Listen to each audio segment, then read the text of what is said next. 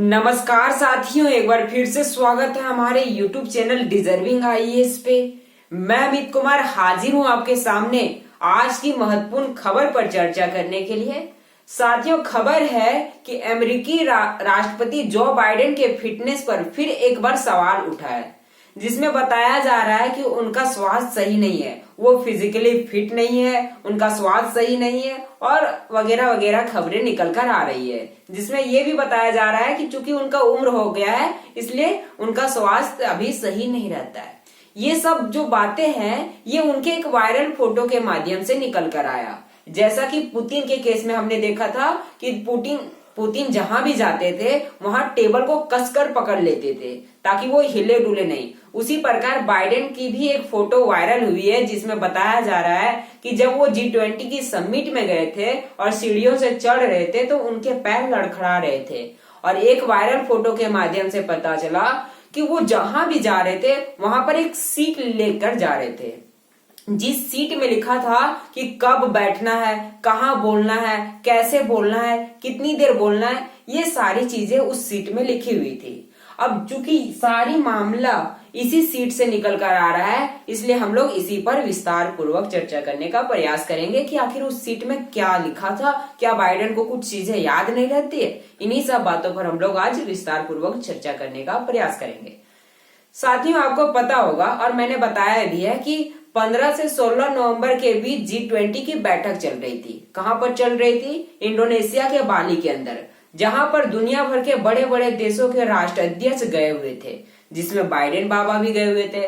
जब बाइडेन बाबा वहां पर गए और सीढ़ियों से चढ़ रहे थे तो उनके पैर लड़खड़ाकर गिरने वाले थे, लेकिन वो इंडोनेशिया के राष्ट्रपति जोको विडोडो ने उनको पकड़ लिया और वो संभल गए। एक वायरल फोटो वो रहा और दूसरा वायरल फोटो ये था कि वो जहां भी जा रहे थे वहां पर एक सीट लेकर जा रहे थे। अमेरिकी मीडिया एजेंसी के मुताबिक बाइडेन जो है वो G20 की बैठक में एक चीट सीट लेकर गए थे। चीट सीट से मतलब है कि उनको कुछ याद दिलाने वाली सीट। उसमें क्या लिखा था कि आपको कब, कहां, कैसे, क्या करना है, वो सारी चीजें उस सीट में लिखी हुई थी।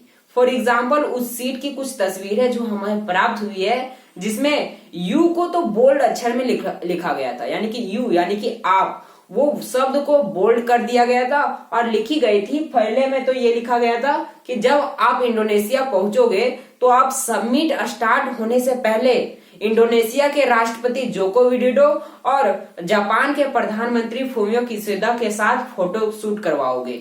ये पहले लाइन में लिखी हुई थी और वहां पर यू को बोल्ड कर दिया गया था। दूसरी लाइन में लिखा गया था कि समिट स्टार्ट होने से पहले आपको मात्र 5 मिनट ही बोलना है। कितना? 5 मिनट ही समिट स्टार्ट होने से बोलना है, उसके बाद आपको वहां पर रुक लेना है। लेकिन वो भी लिखा हुआ नोट, यानी कि जो आपके सामने लिखा हुआ प्रस्तुत होगा उसी को बोलना है और मात्र 5 मिनट ही बोलना है।